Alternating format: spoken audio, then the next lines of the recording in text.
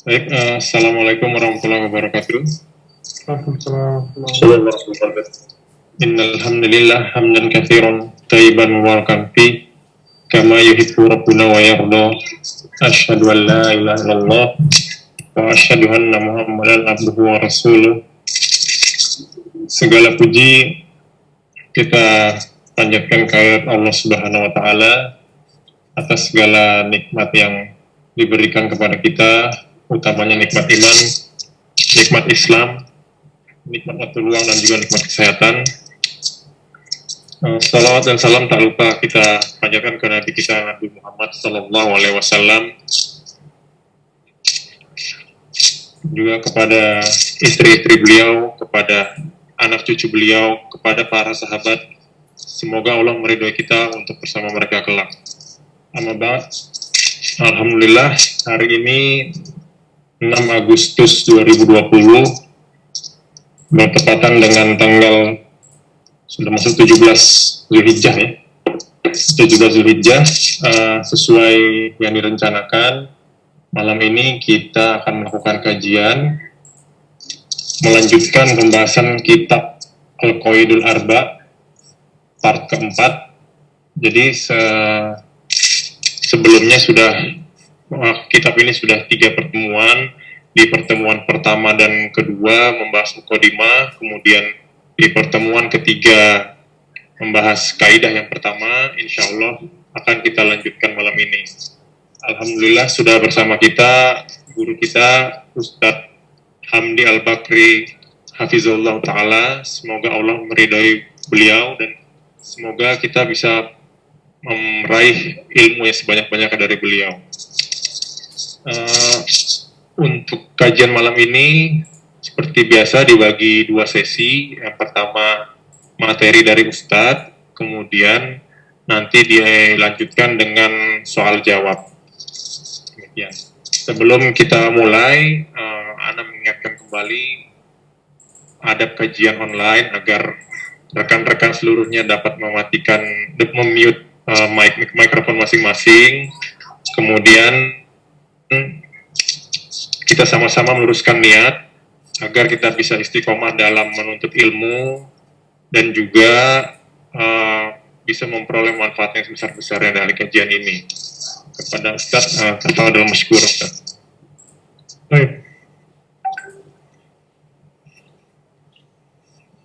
Bagaimana suara Anda jelas? Jelas Ustaz, insyaallah jelas. Baik.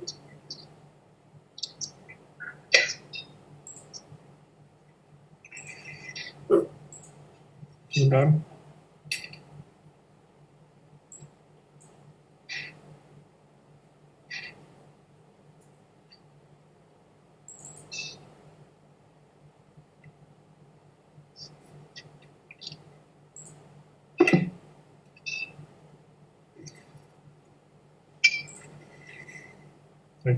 Bismillahirrahmanirrahim. Assalamualaikum warahmatullahi wabarakatuh. Innal hamdalillah nahmaduhu wa nasta'inuhu wa nastaghfiruh wa na'udzu billahi min shururi anfusina wa min sayyiati a'malina. May yahdihillahu fala mudilla lahu wa may yudlil fala hadiya lahu. Asyhadu an la ilaha illallah wahdahu la syarika lahu wa asyhadu anna Muhammadan abduhu wa rasuluh sallallahu alaihi wa ala alihi wa ashabihi wa man tabi'ahum bi ihsanin ila yaumiddin, amma ba'd.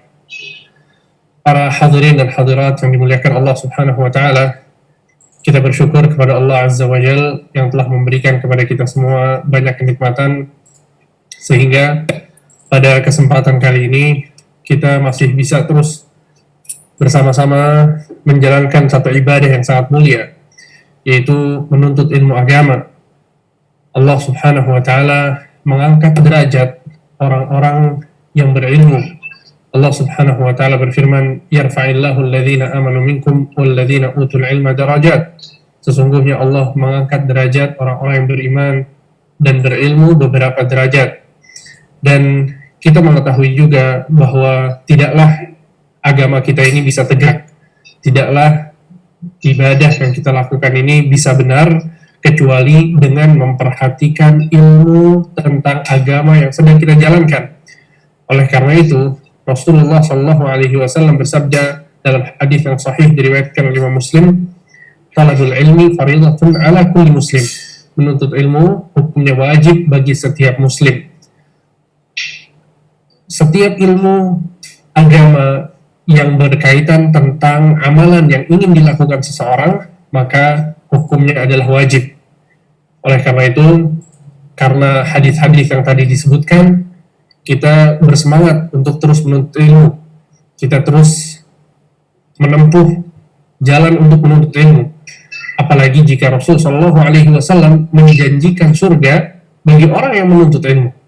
Lihat, Rasulullah SAW menjanjikan surga bagi orang yang menuntut ilmu, bukan orang yang sudah berilmu, tidak. Rasulullah SAW bersabda, "Man salaka tariqan yaltamisu fihi ilman, sahhalallahu lahu bihi tariqan ilal jannah." Barang siapa yang meniti suatu jalan dalam rangka menuntut ilmu, maka Allah akan mudahkan jalannya menuju surga. Seseorang dimudahkan jalannya menuju surga karena dia mau belajar. Ya, karena dia mau belajar. Orang yang mau belajar, orang yang menuntut ilmu agama, dia akan dimudahkan jalannya menuju surga oleh Allah Subhanahu wa taala. Oleh karena itu seorang ulama yang bernama Ibnu Qayyim al-Jauziyah, beliau berkomentar ketika menyebutkan keutamaan tadi, beliau mengatakan sesungguhnya ini adalah sesungguhnya menuntut ilmu adalah cara yang paling mudah untuk masuk surga. Menuntut ilmu adalah cara yang paling mudah untuk masuk surga. Bayangkan ketika Anda belajar, Allah akan mudahkan jalan Anda menuju surga. Akhwani wa akhwati rahimani wa rahimakumullah jami'an, yang akan kita bahas ya pada pertemuan kali ini adalah lanjutan dari kajian kitab Al-Qawaidul Arba'. Di kitab Al-Qawaidul Arba' ini 4 kaidah dalam memahami ya, kesyirikan. Kita sudah membahas tentang apa yang ditulis oleh penulis di dalam muqaddimah. Kemudian kita juga sudah membahas tentang kaidah yang pertama. Ya, kaidah yang pertama yang judulnya adalah keyakinan seseorang tentang tauhid rububiyah saja itu tidak cukup untuk memasukkannya ke dalam Islam. Akan tetapi seseorang wajib untuk mengimani uluhiyah Allah di samping dia beriman dengan rububiyah Allah Subhanahu wa taala. Dan tauhid uluhiyah merupakan suatu kelaziman dari tauhid rububiyah.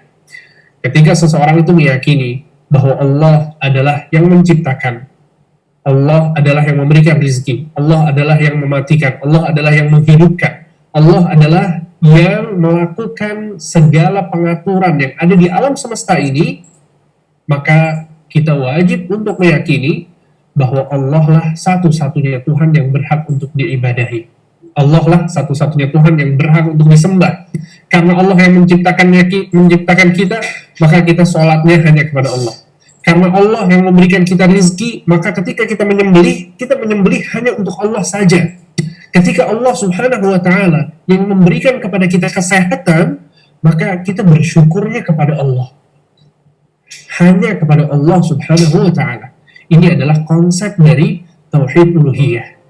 Sehingga itu tadi kaidah yang pertama. Ya, jadi penulis mau menjelaskan kepada kita bahwa tidak bisa dipisahkan antara tauhid rububiyah dengan tauhid uluhiyah. Ya, tidak bisa dipisahkan antara meyakini tentang ketuhanan Allah dengan meyakini tentang esanya Allah dalam diibadahi. Ya, nggak bisa dipisahkan. Tidak seperti orang-orang musyrikin Makkah, Abu Jahal, Abu Lahab. Mereka meyakini bahwa Allah yang melindungi mereka dari mara bahaya. Mereka meyakini bahwa rizki itu turunnya dari Allah. Akan tapi mereka menyembahnya, berdoanya, tawakalnya kepada patung-patung mereka. Begitu juga orang-orang Yahudi dan Nasrani.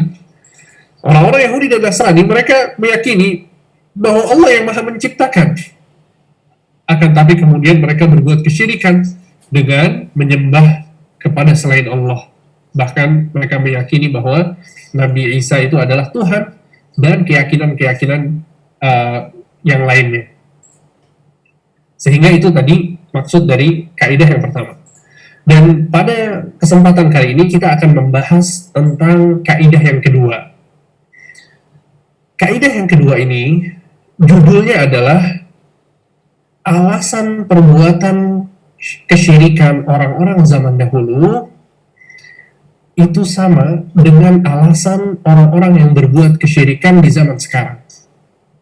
Apa alasannya? Alasannya adalah perantara. Alasannya adalah perantara. Sehingga ketika seseorang itu meminta kepada sebuah patung atau meminta kepada orang yang sudah meninggal, alasannya adalah ini sebagai perantara antara saya dengan Allah. Sehingga alasan ini merupakan alasannya orang-orang musyrikin di zamannya Rasul Shallallahu Alaihi Wasallam. Allah Subhanahu Wa Taala mengutus Nabi Muhammad kepada suatu kaum di kota Makkah, yaitu kaum Quraisy. Di Makkah Nabi SAW berdakwah. Di Makkah orang yang didakwahi oleh Nabi SAW itu mereka ketika berbuat kesyirikan, mereka meyakini bahwa kesyirikan yang mereka lakukan ini tujuannya adalah untuk mendekatkan diri mereka kepada Allah dan untuk mendapatkan syafaat. Ya, perhatikan baik-baik bahwa kesyirikan yang dilakukan oleh orang-orang zaman jahiliyah di Makkah ketika itu, alasan mereka berbuat syirik apa? Agar mendekatkan diri mereka kepada Allah dan agar mendapatkan syafaat. Maka ini satu hal yang sangat kontradiktif ya. Gimana kok mau mendekatkan diri kepada Allah, tapi caranya dengan menduakan Allah. Ini sebetulnya nggak masuk akal. Ya. Akan tapi ini yang disebutkan oleh Allah Subhanahu Wa Taala dalam Al-Quran ketika Allah mengisahkan tentang alasan mengapa mereka berbuat kesyirikan. Kita lihat apa yang dikatakan oleh penulis. Al-Qa'idatu Tsaniyah, kaidah yang kedua. Annahum yaqulun, mereka mengatakan. Siapa maksudnya mereka di sini? Maksud mereka di sini adalah orang-orang musyrikin, orang-orang kafir. Mereka mengatakan, "Ma da'awnahum wa tawajjahna ilaihim illa li talabil qurbati wasyafa'ah." Ya, mereka mengatakan sesungguhnya kami tidak berdoa, kami tidak meminta kepada selain Allah kecuali agar kami mendapatkan kedekatan dan syafaat dari Allah. Kecuali agar kami mendapatkan kedekatan dan syafaat dari Allah.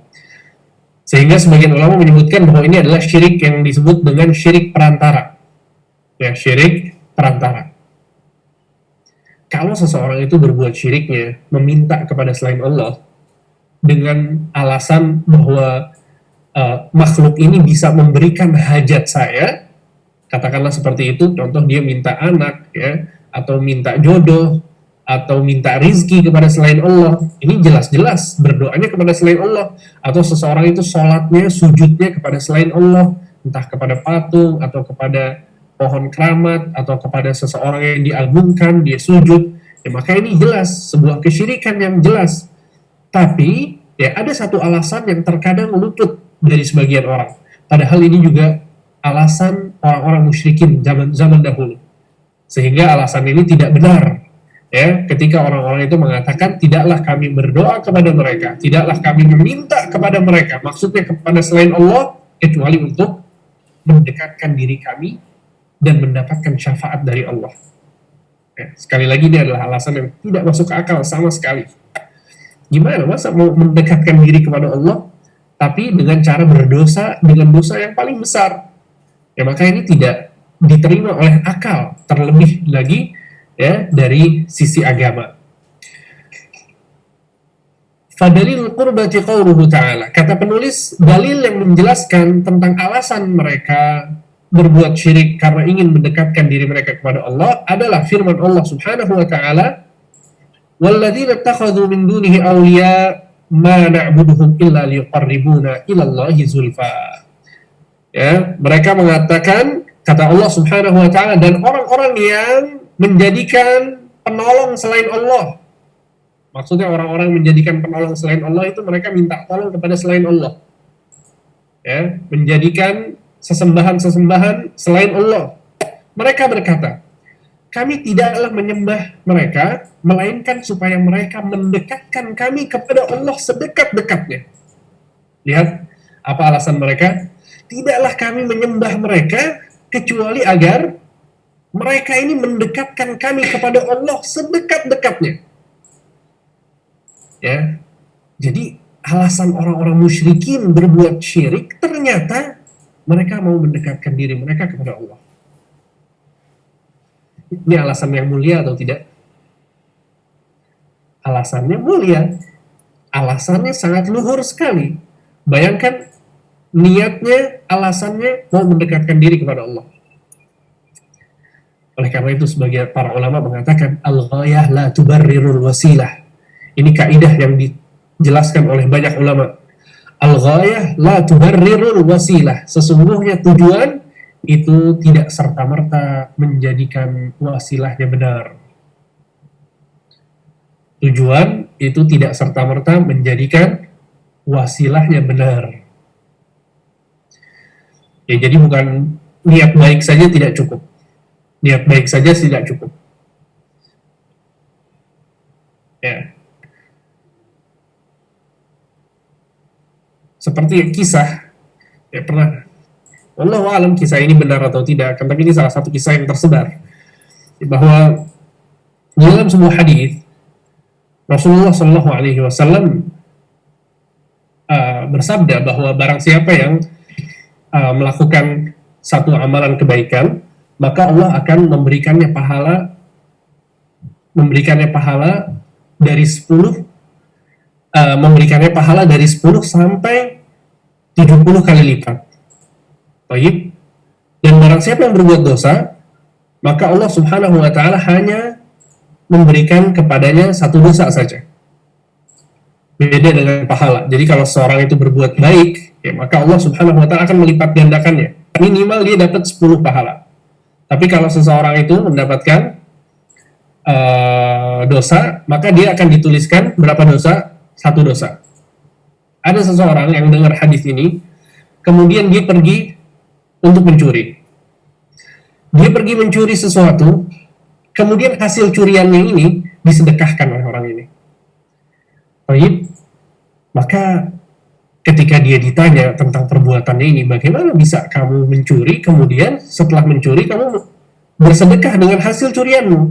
Maka orang ini mengatakan, karena Nabi Shallallahu Alaihi Wasallam dalam sebuah hadis yang sahih, beliau menjelaskan bahwa 1 dosa ditulis berapa dosa?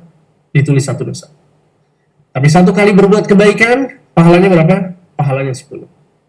Saya berbuat kebaikan, dapat pahala 10. Sebelumnya saya berbuat dosa sekali, sehingga dicatat hanya 1 dosa. Jadi sekarang saya masih punya 9 pahala. Kata orang ini. Maksudnya adalah bahwa gimana menurut antum? Ya, apakah pendalilannya benar atau tidak? Maka jelas ya bahwa orang ini salah kaprah dalam memahami sebuah dalil. Ya, karena Allah Subhanahu wa taala tidak akan menerima sebuah sedekah kecuali dari harta yang baik, dari harta yang halal. Inna la tayyiban, sungguhnya Allah itu maha baik dan Allah tidak menerima kecuali sesuatu yang baik. Ya, jadi kalau ada seseorang yang bersedekah dengan harta hasil riba atau harta haram lainnya, maka Allah tidak menerimanya sama sekali. Ya, jadi maksudnya adalah bahwa orang ini dia niatnya baik gitu ya. Maksudnya dia tidak niat ingin bersedekah, tapi karena dia nggak punya harta, akhirnya dia pun mencuri barang orang lain. Ya. Nah, ini mirip-mirip dengan apa yang dilakukan oleh orang-orang musyrikin. Orang-orang musyrikin mau mendekatkan diri mereka kepada Allah. Tapi apa yang mereka lakukan? Yang mereka lakukan adalah berdoa kepada orang yang sudah meninggal. Orang sudah meninggal, sudah nggak bisa lagi memberikan manfaat, sudah tidak bisa lagi memberikan mudarat. Tapi kemudian orang-orang ini malah meminta kepada mereka. Maka ini adalah perbuatan kesyirikan. Perbuatan kesyirikan kepada Allah Subhanahu wa ta'ala. Menduakan Allah, dan kita sudah bahas bersama betapa bahayanya syirik. Kita sudah bahas bersama 7 alasan mengapa kesyirikan adalah dosa yang paling besar. sebagaimana yang kita sebutkan di beberapa kajian yang telah lalu. Intinya adalah bahwa ini merupakan alasan yang tidak benar. Ini merupakan alasan yang tidak benar. Dan sangat disayangkan sekali bahwa alasan ini digunakan oleh sebagian orang di zaman sekarang. Jadi ada beberapa orang yang mereka minta ke kuburan misalnya, ya, minta tolong, minta rizki dan lain sebagainya. Kemudian mereka meyakini bahwa kuburan ini, orang yang sudah meninggal ini ketika minta kepadanya, dia akan menjadikan kita dekat dengan Allah Subhanahu wa Ta'ala. Maka ini adalah alasan yang tidak benar. Ini alasan yang pertama. Kemudian alasan yang kedua,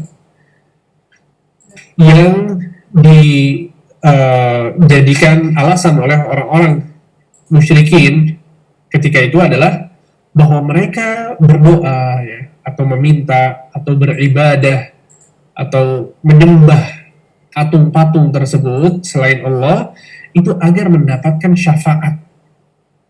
Agar mendapatkan syafaat. Allah Subhanahu wa Ta'ala berfirman ketika menjelaskan tentang hal ini, kata penulis, ya, di lanjutan tulisannya, wa dalilus syafa'ati qauluhu ta'ala, dan dalil yang menjelaskan tentang alasan syafaat adalah firman Allah Ta'ala, wa ya'buduna min dunillah ma la yadurruhum wa la yanfa'uhum wa yaquluna ha'ula'i syufa'auna 'indallah. Kata Allah Subhanahu wa Ta'ala, dan mereka menjadikan sesembahan selain Allah, menyembah selain Allah, beribadah kepada selain Allah. Padahal patung-patung itu, sesembahan itu tidak memberikan mudarat dan tidak memberikan manfaat. Dan mereka mengatakan, mereka ini, sesembahan ini adalah orang-orang yang bisa memberikan kami syafaat. Adalah orang-orang, makhluk-makhluk yang bisa memberikan kepada kami syafaat. Sehingga ini adalah alasan yang salah, alasan yang tidak benar. Maka pada kesempatan kali ini, Ana juga akan sedikit membahas tentang masalah syafaat, agar kita bisa memahami bersama sebetulnya seperti apa konsep syafaat yang diajarkan oleh Allah Subhanahu wa Ta'ala dalam Al-Quran dan dijelaskan oleh Nabi Muhammad SAW dalam As-Sunnah. Syafaat secara bahasa artinya genap, lawan kata dari ganjil. Syafa' dalam bahasa Arab itu genap. Witir dalam bahasa Arab artinya ganjil. Kenapa dinamakan genap? Karena syafaat itu adalah bantuan dari seseorang kepada orang lain yang sedang membutuhkan. Sehingga orang yang sedang membutuhkan, dia hanya sendirian. Dia mencari orang yang bisa membantunya, sehingga orang yang membantunya ini menggenapkan orang tersebut. Yang tadinya sendiri menjadi berdua, dia mendapatkan syafaat. Ini arti dari syafaat secara bahasa. Kemudian arti syafaat secara istilah, bahwa syafaat kata para ulama artinya adalah at-tawassutu lil ghair fi talabil manfa'ah au daf'i madarrah. Menjadi perantara bagi orang lain dalam rangka untuk mendapatkan manfaat atau untuk menolak. Itu adalah definisi dari syafaat.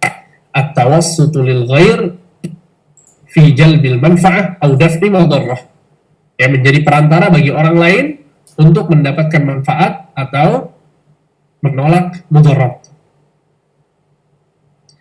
Ya, sehingga ilustrasinya adalah ketika ada seseorang yang membutuhkan, katakanlah si A adalah orang yang membutuhkan kepada si B misalnya. Si A punya hajat kepada si B.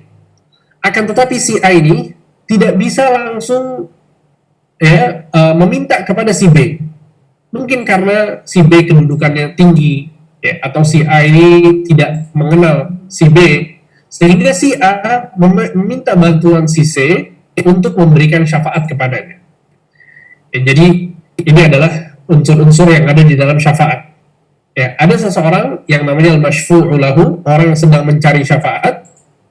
Kemudian ada orang yang memiliki wewenang. Ya, jadi orang yang mencari syafaat ini dia sedang membutuhkan, memiliki hajat kepada orang yang memiliki wewenang. Untuk mendapatkan manfaat dari orang yang memiliki wewenang ini, dia harus mendapatkan syafaat dari orang ketiga yang disebut dengan asy-syafi' atau pemberi syafaat. Paham ya ilustrasinya ya? Semoga bisa difahami. Sehingga orang-orang musyrikin, ya, orang-orang musyrikin yang menyembah kepada selain Allah ini, mereka menyembah kepada orang yang sudah meninggal, mereka menyembah kepada meminta ke pohon keramat, mereka meminta kepada patung dan lain sebagainya. Mereka ketika meminta, mereka berharap bahwa orang yang sudah meninggal ini atau patung ini atau pohon ini itu menjadi perantara antara dia dengan Allah. Sehingga dia mendapatkan syafaat dari orang ketiga ini. Semoga bisa difahami ya. Semoga bisa difahami. Dan masalah syafaat ini sangat penting untuk kita pelajari bersama. Oleh karena itu, penulis di sini menyebutkan ya bahwa wasyafa'atu syafa'atan. Sesungguhnya syafaat itu terbagi menjadi dua. Syafaat itu terbagi menjadi dua. Yang pertama adalah asy-syafa'atul manfiyah dan yang kedua adalah asy-syafa'atul musbatah. Ya, Anda mohon yang mendengarkan semuanya fokus mendengarkan ya. Diperhatikan betul apa yang Anda ucapkan karena ini agak detail sedikit ya. Setelah ini nanti kita akan menyebutkan contoh-contohnya dan itu akan lebih mudah insyaallah. Sehingga syafaat itu terbagi menjadi dua. Yang pertama syafa'ah manfiyah dan yang kedua syafa'ah musbatah. Syafa'ah manfiyah adalah syafaat yang ditiadakan oleh Allah. Syafa'at musbatah adalah syafaat yang ditetapkan oleh Allah. Jadi kalau kita membaca Al-Quran dan kita melihat penjelasan Allah Subhanahu wa Ta'ala tentang syafaat, maka kita akan dapatkan terkadang Allah Subhanahu wa Ta'ala di dalam Al-Quran itu meniadakan syafaat. Tidak ada syafaat kata Allah. Ya. Seperti ketika Allah Subhanahu wa Ta'ala mengatakan, "Ya ayyuhalladzina amanu anfiqu mimma razaqnakum min qabli an ya'tiya yawmun la bay'un fihi wala khullatun wala syafa'ah." Wahai orang-orang yang beriman, berinfaklah kalian dari harta yang kami berikan kepada kalian kata Allah. Sebelum datang hari di mana tidak ada jual beli di sana dan tidak ada persahabatan dan juga tidak ada syafaat kata Allah. Lihat kata Allah di hari kiamat nanti tidak ada syafaat. Wal kafiruna humuz zalimun, dan orang-orang kafir adalah orang-orang yang berbuat zalim. Akan tetapi di ayat lain kita lihat Allah Subhanahu wa Ta'ala mengatakan bahwa syafaat itu ada. Seperti di ayat Al-Kursi misalnya. Di ayat kursi Allah Subhanahu wa Ta'ala berfirman, "Man dzalladzi yashfa'u 'indahu illa bi'idnih." Siapa yang bisa memberikan syafaat di hari kiamat nanti kecuali dengan izin Allah. Berarti ada syafaat. Bisa dipahami insyaallah ya. Oleh karena itu para ulama mengatakan ketika kita melihat Al-Quran, kita baca ayat-ayat yang berkaitan dengan syafaat, ternyata Allah terkadang meniadakan syafaat dan terkadang Allah mengatakan bahwa syafaat itu ada. Maka para ulama pun mengatakan bahwa syafaat itu terbagi menjadi dua. Yang pertama adalah syafaat yang ditiadakan oleh Allah dan yang kedua syafaat yang dinyatakan ada oleh Allah. Apa itu syafaat yang ditiadakan? Kata penulis di dalam kitab Al-Qawaidul Arba' ini, syafaat yang ditiadakan oleh Allah adalah maka tutlabu min ghairillah fima la yaqdiru alaihi illallah. Adalah syafaat yang diminta kepada selain Allah yang padahal itu tidak bisa dilakukan kecuali oleh Allah Subhanahu wa Ta'ala. Ini syafaat yang kata Allah tidak ada. Maksudnya apa? Yang diminta kepada selain Allah. Sehingga orang ini berbuat kesyirikan. Bahkan orang-orang yang berbuat kesyirikan itu tidak ada syafaat bagi mereka. Orang-orang yang berbuat kesyirikan tidak ada syafaat bagi mereka. Ini adalah maksud dari Allah ketika Allah meniadakan syafaat. Yaitu syafaat itu tidak ada untuk orang-orang yang berbuat kesyirikan. Semoga dipahami. Ya. Kemudian bagian yang kedua adalah syafaat yang Allah nyatakan ada, yaitu untuk siapa? Untuk orang-orang yang tidak berbuat kesyirikan sama sekali, orang-orang yang Allah ridhai. Allah ketika ridha kepada seseorang, maka Allah akan memberikan kepadanya syafaat. Syafaat siapa? Syafaat orang-orang soleh, syafaat para nabi, syafaat orang-orang yang syahid, syafaatnya para malaikat. Ya, mereka semua bisa memberikan syafaat. Ya, dengan ibarat lain, sebagian ulama menyebutkan bahwa syafaat yang Allah nyatakan bahwa syafaat tersebut ada adalah syafaat-syafaat yang memenuhi syarat. Syafaat-syafaat yang memenuhi syarat. Kalau terpenuhi syaratnya, maka seseorang bisa mendapatkan syafaat. Tapi kalau syaratnya tidak terpenuhi, maka dia tidak bisa mendapatkan syafaat. Apa syaratnya? Ada 2 syarat. Syarat yang pertama adalah izin dari Allah kepada sang pemberi syafaat. Izin dari Allah kepada sang pemberi syafaat. Dan yang kedua, ridha dari Allah kepada yang diberikan syafaat kepadanya. Ridha dari Allah kepada yang diberikan syafaat kepadanya. Ya. Jadi nggak sembarang orang bisa memberikan syafaat nanti di hari kiamat. Nggak sembarang orang bisa memberikan syafaat nanti di hari kiamat. Hanya orang-orang yang diberikan izin saja oleh Allah yang bisa memberikan syafaat. Dan tidak sembarang orang yang mendapatkan syafaat. Hanya orang yang diridhai Allah yang bisa mendapatkan syafaat.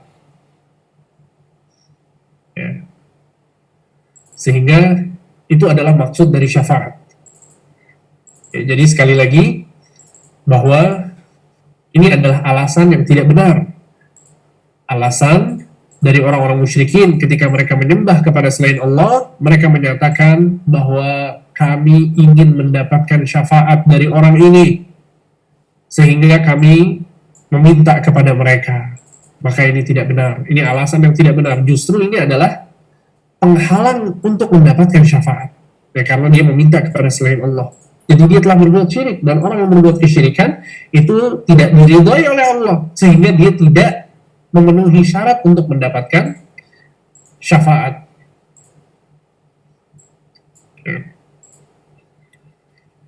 Dan yang jadi masalah dalam perkara ini adalah bahwa orang-orang yang berbuat kesyirikan itu mereka menyamakan antara syafaat di dunia dengan syafaat di akhirat. Ya, tidak beda, tidak sama antara syafaat di dunia dengan syafaat di akhirat. Jangan disamakan. Sehingga ini adalah satu poin penting yang antum harus pahami bersama. Ikhwan, akhwat, coba perhatikan baik-baik. Bahwa berbeda antara syafaat di dunia dengan syafaat di akhirat. Sekali lagi ana ulangi, bahwa syafaat artinya adalah at-tawassutu lil ghair fi jalbi manfa'ah au daf'i madarrah. Syafaat adalah menjadi perantara bagi seseorang untuk mendapatkan manfaat atau terjauhkan dari mudarat. Ana kasih contoh satu ilustrasi yang mudah bagi antum. Ketika ada seseorang yang membutuhkan, dia butuh pekerjaan. Apalagi sekarang di zaman pandemik, banyak orang yang butuh pekerjaan. Ya, ini anak kasih contoh kisah ya. Ini nggak kisah fiktif, tapi untuk memudahkan kita agar paham tentang konsep syafaat ini. Ada seseorang di masa pandemik, dia nggak punya kerjaan, sehingga dia perlu untuk masuk ke satu perusahaan untuk bekerja di sana. Dia nggak percaya diri untuk mengajukan dirinya agar diterima di perusahaan tersebut. Kenapa nggak percaya diri? Karena mungkin dia merasa dirinya ini punya banyak saingan, atau dia kurang ahli dalam bidang yang ingin dia gelutkan dalam pekerjaannya. Dengan alasan apapun, pokoknya dia kurang percaya diri. Sehingga ketika dia mau mengajukan permintaan untuk bekerja di tempat tersebut, dia mencari orang yang kenal sama bos dari perusahaan tersebut. Jadi orang ini sekarang punya hajat kepada siapa? Kepada si pemilik perusahaan, katakanlah demikian. Tapi karena dia nggak percaya diri, jadi dia nggak berani langsung ke siapa? Ke pemilik perusahaan ini. Antum paham ya? Apa yang dia lakukan, orang yang cari pekerjaan ini? Dia mencari syafaat. Dia mencari syafaat. Apa yang dia lakukan? Dia hubungi sahabat dia yang ternyata masih keluarga dengan pemilik perusahaan. Faham antum? Orang yang mau kerja ini datang ke sahabatnya. Ya akhi, ternyata antum itu masih keluarga sama pemilik perusahaan ini. Kebetulan saya mau masuk perusahaan ini. Tolong, berikan saya syafaat. Agar saya bisa masuk ke perusahaan ini dan diterima oleh pemilik perusahaan ini. Akhirnya si sahabat dari orang yang punya hajat ini, dia adalah asy-syafi'. Dia yang memberikan syafaat kepada orang ini. Dia pun datang kepada pemilik perusahaan. Wahai pemilik perusahaan, kebetulan kan kita saudara nih. Tolong dong, ini saya punya sahabat, masukin ke perusahaan antum. Dia memberikan syafaat. Akhirnya pemilik perusahaan ini, yaitu pemilik wewenang ini, dia pun memberikan bantuan kepada orang yang sedang mau apply pekerjaan itu. Akhirnya dia diterima di perusahaan tersebut. Paham antum gambarannya? Ini namanya syafaat yang ada di dunia. Seperti itu. Paham ya? Nah, orang-orang yang berbuat kesyirikan, mereka menyangka bahwa Allah itu seperti itu. Na'udzubillah min dzalik. Ini nggak benar. Mereka pikir bahwa Allah itu punya orang dalam atau punya menteri yang bisa mempengaruhi Allah supaya memberikan surga atau mengampuni dosa-dosanya. Ya akhi, Allah subhanahu wa ta'ala lebih besar daripada itu semua. Allah subhanahu wa ta'ala nggak perlu menteri. Allah subhanahu wa ta'ala nggak perlu ada orang yang datang ke Allah untuk membujuk Allah, na'udzubillah, untuk mengampuni seseorang. Tidak. Itu bukan konsep syafaat di akhirat. Konsep syafaat seperti itu adalah syafaat yang ada di dunia. Presiden misalnya dikasih memo sama bawahannya, sama menterinya, Pak Presiden, tolong, ini ada si Fulan bin Fulan, begini. Pak Presiden terpengaruh dengan apa yang dikatakan oleh bawahannya. Itu namanya syafaat di dunia. Tapi Allah subhanahu wa ta'ala maha besar.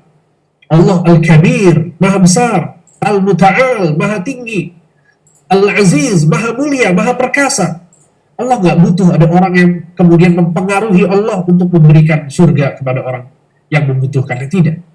Oleh karena itu Allah subhanahu wa ta'ala mengatakan, wa idza sa'alaka ibadi anni fa inni qarib. Wahai Muhammad, jika ada di antara hamba-hambaku yang bertanya kepadamu tentang aku, katakanlah bahwa aku dekat. Ujibu da'watad da'i idza da'an. Aku akan mengabulkan doa orang yang berdoa kepadaku, kata Allah. Orang yang berdoa kepadaku langsung, nggak usah pakai perantara. Nggak perlu pakai perantara. Ya akhi, protokol yang ada di dunia ini itu nggak berlaku bagi Allah subhanahu wa ta'ala. Seseorang harus lewat kanan dulu, harus lewat kiri dulu, harus dia cari orang dalam dulu supaya bisa dapat apa yang dia inginkan. Nggak ada, itu nggak ada di Allah subhanahu wa ta'ala. Sehingga perhatikan baik-baik bahwa syafaat di dunia itu berbeda dengan syafaat di akhirat. Perbedaannya apa? Tadi yang pertama, atau Anda sebutkan ya, beberapa perbedaan antara syafaat dunia dan syafaat akhirat. Yang pertama, syafaat di dunia tidak membutuhkan izin dan perintah dari pemilik wewenang. Kalau di dunia, orang mau ngasih syafaat, apa yang dilakukan? Ya, dia langsung minta kepada pemilik wewenang, ya, dia langsung memberikan syafaat. Tolong, pemilik perusahaan, saya minta karena kita saudara, atau karena kita punya hubungan baik, tolong berikan kepada teman saya ini pekerjaan di lobi.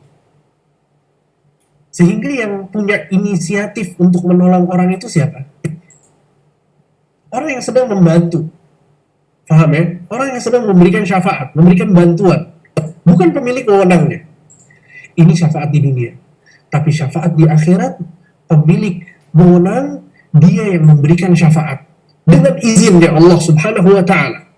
Sehingga tidak ada yang bisa memberikan syafaat kecuali dengan izin Allah. Nabi SAW pernah menceritakan apa yang terjadi di hari kiamat ketika orang-orang menunggu di padang mahsyar. Seluruh manusia dari zaman Nabi Adam sampai hari kiamat, mereka menunggu pengadilan Allah Azza wa Jalla. Mereka di satu padang, itu padang mahsyar, dengan matahari yang sangat dekat sehingga mereka pun kepanasan. Maka orang-orang berbondong-bondong datang kepada Nabi Adam. Untuk apa? Untuk meminta syafaat. Agar Nabi Adam ini menghadap kepada Allah subhanahu wa ta'ala agar disegerakan pengadilan Allah. Sudah terlalu lama menunggu. Kepada Nabi Adam, kemudian kata Nabi Adam, jangan, aku pun tidak, nafsi. Aku juga membutuhkan syafaat. Bukan aku orangnya. Allah subhanahu wa ta'ala memerintahkanku untuk tidak makan dari buah yang dilarang, tapi aku makan. Pergilah kepada Ibrahim, pergilah kepada Nabi Nuh. Maka orang-orang berbondong-bondong pergi kepada Nabi Nuh. Sampai kepada Nabi Nuh mengatakan hal yang sama. Bukan aku orangnya, pergilah kepada selainku. Maka orang-orang di hari kiamat nanti berbondong-bondong pergi kepada Nabi Ibrahim. Nabi Ibrahim mengatakan hal yang sama. Sehingga memerintahkan mereka untuk pergi kepada selain Nabi Ibrahim. Mereka pun pergi kepada Nabi Musa. Nabi Musa juga sama, nggak bisa melakukan apa-apa. Maka orang-orang berbondong-bondong pergi kepada Nabi Isa alaihissalam. Minta agar Nabi Isa memberikan mereka syafaat kepada Allah subhanahu wa ta'ala. Menghadap Allah untuk memberikan syafaat kepada mereka. Nabi Isa pun tidak bisa. Maka mereka pun pergi kepada Nabi Muhammad sallallahu alaihi wasallam. Maka ketika mereka mendatangi Nabi Muhammad sallallahu alaihi wasallam, Nabi SAW mengatakan, ana laha. Ini adalah milikku, kata Nabi SAW. Aku yang bisa memberikan syafaat. Nabi ingin memberikan syafaat kepada manusia yang ada di padang mahsyar. Sekarang orang-orang yang ada di padang mahsyar, mereka memiliki hajat agar disegerakan hisab, agar disegerakan pengadilan Allah. Yang memberikan syafaat siapa? Nabi Muhammad. Coba lihat apa yang dilakukan oleh Nabi Muhammad SAW. Kata Rasul SAW, fa'aqulu ana laha. Aku pun mengatakan kepada mereka, akulah orangnya. Maksudnya yang bisa memberikan syafaat.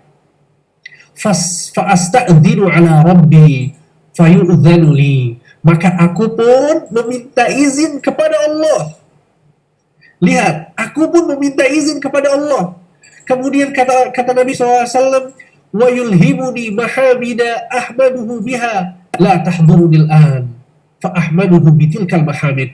Maka aku pun ketika menghadap Allah subhanahu wa ta'ala ingin memintakan tolong untuk orang-orang manusia yang ada di padang mahsyar, aku menghadap Allah, aku pun memuji dan memuja Allah dengan pujian-pujian yang sekarang kata Nabi, aku tidak mengetahui pujian-pujian itu. Allah baru menjadikan aku tahu tentang pujian itu ketika aku menghadap Allah nanti di hari kiamat. Ini menunjukkan tentang kebesaran Allah subhanahu wa ta'ala. Bahwa Allah, pujian-pujian untuk Allah itu tidak terbatas. Sampai Nabi Muhammad saja, orang yang merupakan paling mengerti tentang Allah, ada pujian-pujian yang luput darinya. Akan tetapi Nabi mengetahui pujian-pujian tersebut nanti ketika menghadap Allah. Aku pun memuji dan memuja Allah di hadapan Allah, kata Rasulullah SAW. Kemudian kata Rasulullah SAW, wa akhiru lahu sajidan. Kemudian aku sujud di hadapan Allah. Sujud dengan sangat lama. Sujud pengagungan kepada Allah yang memiliki hari pembalasan. Kemudian Nabi Muhammad bercerita dengan mengatakan, fayaqul, maka Allah pun berkata kepadaku, ya Muhammad, wahai Muhammad, irfa' ra'sak, angkat kepalamu, wasal tu'ta, mintalah engkau akan diberikan, washfa' tu syaffa', berikanlah syafaat, aku akan berikan untukmu. Lihat bagaimana Allah memberikan izin dulu kepada Nabi Muhammad, baru kemudian Nabi Muhammad bisa meminta syafaat. Sehingga ini adalah perbedaan yang pertama antara syafaat di dunia dengan syafaat di akhirat. Syafaat di dunia, orang yang memiliki power adalah orang yang ingin membantu orang yang sedang punya hajat tadi. Dia yang berbicara kepada yang pemilik wewenang, tolong bantu itu orang. Akan tapi beda di akhirat nanti, Rasulullah SAW adalah orang yang nggak bisa melakukan apa-apa di hadapan Allah. Bahkan Allah Subhanahu wa Ta'ala tidak mungkin memberikan Nabi hak untuk memberikan syafaat kecuali setelah diizinkan oleh Allah Subhanahu wa Ta'ala. Oleh karena itu dalam ayat kursi Allah Subhanahu wa Ta'ala mengatakan apa? Man dzalladzi yashfa'u 'indahu illa bi'idnih. Siapa yang bisa memberikan syafaat di sisi Allah kecuali setelah diizinkan. Kecuali setelah diizinkan. Harus ada izin dulu dari Allah, baru dia bisa minta syafaat. Ya. Mungkin di antara kita ada yang bertanya ya, kalau begitu untuk apa ada syafaat? Kok orang yang minta syafaat itu harus diizinkan dulu?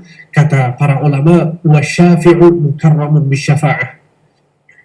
Nabi Muhammad ketika meminta syafaat, itu sama Allah Subhanahu wa Ta'ala diberikan kedudukan tersebut untuk menunjukkan akan tingginya dan mulianya Nabi Muhammad di sisi Allah. Ya. Bukan karena Allah dipengaruhi oleh Nabi Muhammad, bukan karena Nabi Muhammad ngomong ke Allah kemudian baru Allah memulai pengadilannya. Tidak, terserah Allah. Allah Maha Kuasa atas segala-galanya. Akan tapi Allah mau menunjukkan kedudukan Nabi Muhammad di hadapan manusia, sehingga Allah memberikan Nabi Muhammad hak khusus untuk meminta syafaat. Ini adalah perbedaan yang pertama. Kemudian perbedaan yang kedua antara syafaat dunia dengan syafaat akhirat adalah biasanya pemilik wewenang itu dia punya rasa takut kepada orang yang meminta syafaat. Seperti pemilik perusahaan tadi yang saya kisahkan, dia nggak enak sama saudaranya. Akhirnya dia pun memberikan kerjaan ini kepada orang yang sedang butuh. Kalau bukan karena ada yang melobi dia nggak akan memberikan. Tapi Allah tidak demikian.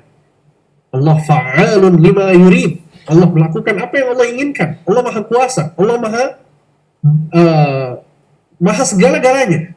Sehingga tidak ada yang bisa mempengaruhi Allah.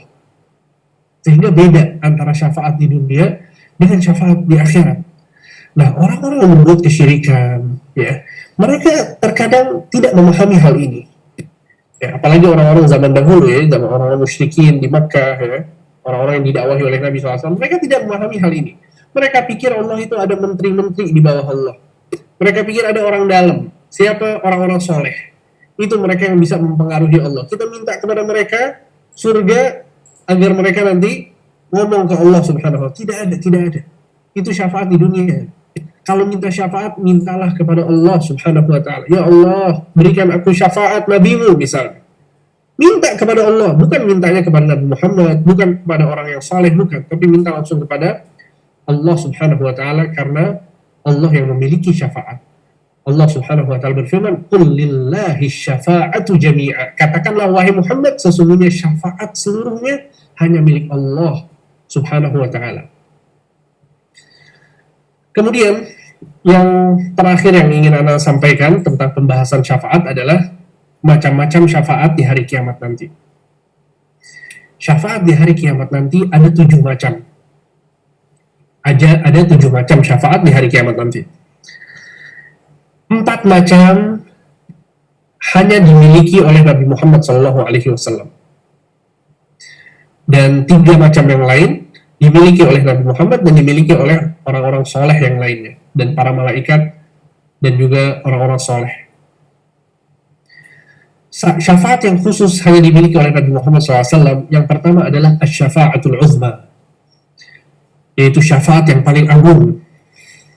Syafaat yang paling agung, yaitu syafaat yang tadi disebutkan dalam hadis Sahih Bukhari, bahwa orang-orang ketika berkumpul di padang mahsyar nanti, semuanya menunggu kapan pengadilan Allah ini dimulai.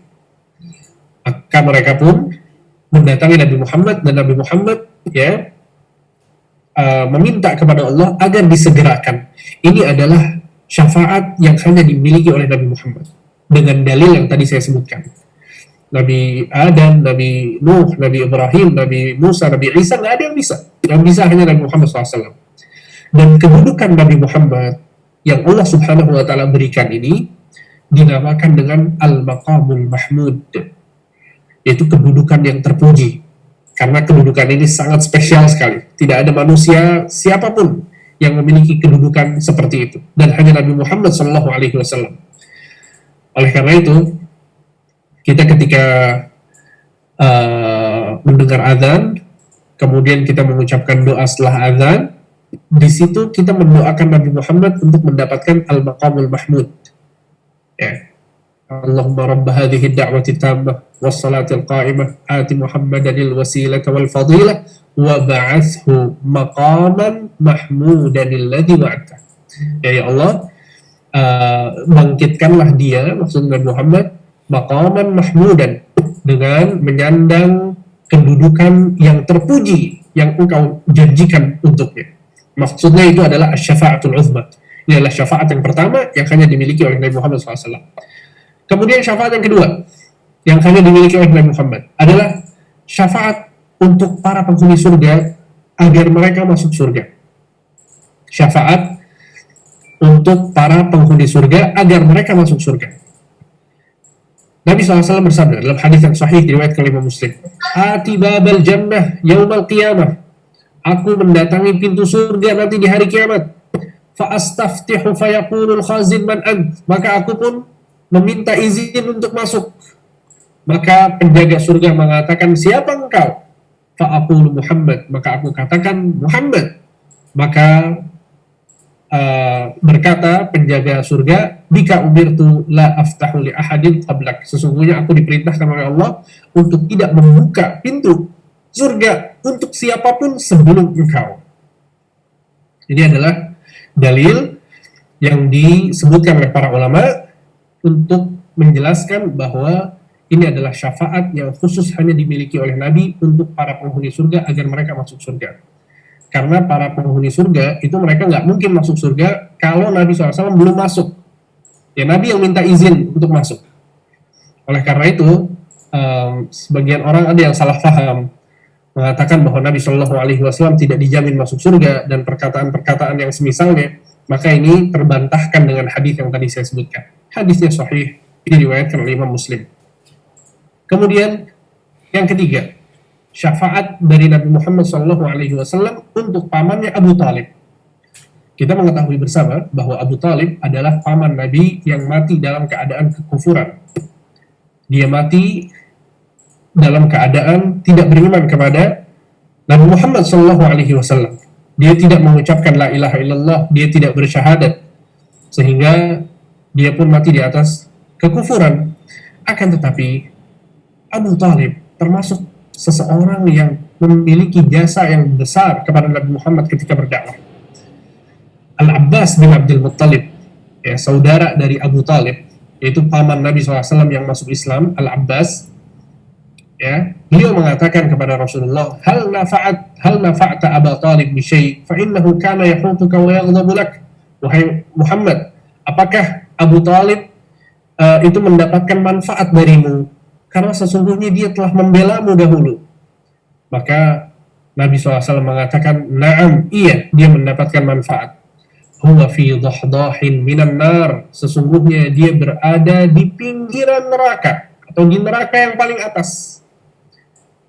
Huwa fi dhahdahin minan nar. Ya, dhahdah, kata para ulama, artinya adalah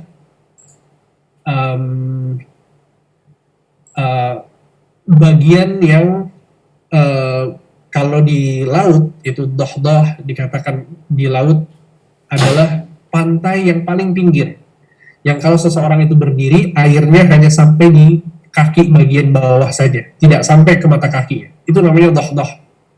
Ya, jadi Abu Talib itu di neraka, akan tapi neraka yang paling atas, sehingga ketika dia masuk ke neraka itu apinya tidak sampai kepada kedua mata kakinya, di bawah kedua mata kakinya. Ya, tapi kata Nabi SAW, yaghli minhuma dibaruh, akan tapi otaknya mendidih. Na'udzubillah min dzalik. Kata Nabi SAW, laula ana lakana fid darkil asfali minan nar. Kalau bukan karena aku, sungguh dia akan menjadi penghuni neraka yang paling bawah. Ya. Akan tapi Abu Thalib mendapatkan syafaat dari Nabi sehingga dia pun di neraka bagian atas. Akan tapi ya kawan, ya jangan salah paham. Ya, maksud di neraka di bagian atas ini dia selama-lamanya di situ. Ya, nggak akan masuk surga sama sekali. Jadi syafaatnya untuk meringankan saja azabnya. Akan tapi tetap selama-lamanya di neraka. Sebagaimana yang dijelaskan oleh para ulama. Ya, na'udzubillahi minan nar. Kemudian yang keempat, syafaat Nabi Muhammad untuk sebagian umatnya yang masuk surga tanpa hisab. Ini juga yang syafaat yang hanya dimiliki oleh Nabi Muhammad. Ya, Nabi Shallallahu Alaihi Wasallam ketika menghadap Allah nanti di hari kiamat, Nabi SAW mengatakan, ummati ya Rabbi ummati, ya Allah umatku umatku. Maka Allah Subhanahu Wa Taala mengatakan, fayuqalu ya Muhammad, wahai Muhammad, adkhil min ummatika man la hisaba alaihim min al-babil ayman min abwabil jannah wa hum syuraka'un nas fima siwa dzalika min al-abwab. Wahai Muhammad, masukkanlah umatmu yang tidak mendapatkan azab dan tidak mendapatkan hisab dari pintu surga yang bagian kanan. Dari pintu surga yang bagian kanan. Maka ada kekhususan untuk orang-orang yang tidak dihisab oleh Allah Subhanahu Wa Taala, sehingga mereka masuk surga tanpa hisab. Dan ini luar biasa. Ini satu keutamaan yang sangat luar biasa. Ya. Hadis yang sahih diriwayatkan oleh Imam Bukhari dan Muslim. Sehingga itu adalah 4 syafaat yang hanya dimiliki oleh Nabi Muhammad. Kemudian syafaat yang lain adalah yang disebut dengan asy-syafa'atul 'ammah, yaitu syafaat yang dimiliki oleh Nabi Muhammad dan dimiliki juga oleh selain Nabi Muhammad. Ya, tentunya setelah izin dari Allah Subhanahu Wa Taala sebagaimana yang tadi kita jelaskan. Yang pertama adalah syafaat untuk orang-orang yang sudah masuk neraka agar mereka dikeluarkan dari neraka dan masuk surga. Ya. Jadi na'udzubillah min dzalik, ya. Semoga kita semua termasuk dari orang-orang yang diselamatkan dari api neraka. Bahwa penghuni neraka, ya, sebagian dari mereka adalah orang-orang Islam. Penghuni neraka sebagian mereka adalah orang-orang yang bertauhid. Penghuni neraka sebagian dari mereka adalah orang-orang yang melaksanakan sholat. Semoga kita tidak termasuk dari mereka. Semoga Allah memberikan kepada kita kemudahan agar masuk surga tanpa diazab sedikit pun. Amin ya rabbal alamin. Nah, sebagian orang yang sudah masuk neraka itu, mereka mendapatkan syafaat. Mereka mendapatkan syafaat sehingga mereka pun dikeluarkan oleh Allah Subhanahu Wa Taala dari neraka dan dimasukkan ke dalam surga. Nabi Shallallahu Alaihi Wasallam bersabda, "Yakhruju qaumun minan nar bi syafaati Muhammad Shallallahu Alaihi Wasallam." Sesungguhnya akan keluar nanti orang-orang yang ada di dalam neraka dengan syafaatnya Muhammad Shallallahu Alaihi Wasallam. Fayadkhulunal jannah, maka mereka pun masuk ke dalam surga. Maka mereka pun masuk ke dalam surga. Kata Rasulullah SAW, yusammuna al-jahannamiyin. Mereka itu disebut dengan jahannamiyun. Ya. Maksud jahannamiyun adalah orang-orang yang pernah masuk neraka jahannam. Tapi yang diangkat oleh Allah dan masuk surga. Ya, pernah masuk neraka jahannam disebut dengan jahannami. Dan betapa bahagianya mereka jika dibandingkan dengan orang-orang yang tidak masuk surga sama sekali. Ya, tapi betapa tersiksanya orang yang masuk neraka walaupun sebentar. Sehingga kita berdoa memohon semoga Allah Subhanahu Wa Taala, ya, menyelamatkan kita dari api neraka. Amin ya rabbal alamin. Kemudian dalam hadis lain, Nabi Shallallahu Alaihi Wasallam bersabda, "Fawalladhi nafsi biyadihi, ma minkum min ahadin bi ashaddi munashadatan lillahi fi istiqsa'il haq minal mu'minin lillahi yawmal qiyamah li ikhwanihim alladhina finnar." Kata Nabi SAW, demi Allah, tidaklah kalian ini lebih bersemangat daripada orang-orang yang ada di surga ketika mereka bersemangat untuk menolong saudara-saudara mereka yang masuk neraka. Jadi kata Nabi, ada orang-orang penghuni surga yang mereka nggak mendapatkan keluarga mereka, nggak mendapatkan saudara mereka, nggak mendapatkan teman-teman mereka di surga. Ternyata teman-teman mereka malah masuk neraka. Apa yang mereka katakan? Yaqulun, kata Nabi Muhammad, mereka mengatakan, Rabbana kanu yasumuna ma'ana wa yusalluna wa yahujjun. Ya Allah, sesungguhnya mereka orang-orang yang kami kenal di dunia dulu, sesungguhnya mereka berpuasa bersama kami, mereka sholat bersama kami, mereka berhaji bersama kami. Lihat bagaimana orang-orang penghuni surga memohon kepada Allah untuk mengeluarkan teman-teman mereka yang ada di neraka. Fayuqalu lahum, maka Allah mengatakan kepada mereka, akhriju man araftum, keluarkanlah orang-orang yang kalian kenal. Bayangkan, keluarkanlah, kata Allah, orang-orang yang kalian kenal. Maka cari teman yang soleh mulai sekarang. Cari teman yang soleh. Untuk wanita-wanita, cari teman-teman yang solehah. Cari mereka. Jadikan mereka teman-teman dekat kalian. Bayangkan, Allah mengatakan kepada penghuni surga ini, keluarkan yang ada di neraka yang kalian kenal. Coba bayangkan. Ya, kalau misalnya mereka kalau teman-temannya semuanya di surga. Sehingga betapa bahagianya ya, orang yang ternyata punya kenalan temennya masuk surga duluan. Dan na'udzubillah min dzalik. Sekali lagi, mudah-mudahan Allah Subhanahu wa taala menolong kita, jangan sampai kita masuk neraka. Sedikit. Kita sebentar. Enggak mau, na'udzubillah min dzalik. Semoga kita semuanya adalah penghuni surga. Al-muhim, kata Allah, akhriju man araftum, keluarkanlah orang yang kalian kenal. Fatuhramu suwaruhum 'alan nar fayakhrujuna khalqan katsiran. Maka Allah pun mengeluarkan dengan permintaan mereka itu, Allah pun mengeluarkan orang-orang dari neraka yang sangat banyak jumlah mereka. Subhanallah. Keluar dari neraka dan masuk surga. Keluar dari neraka dan masuk surga.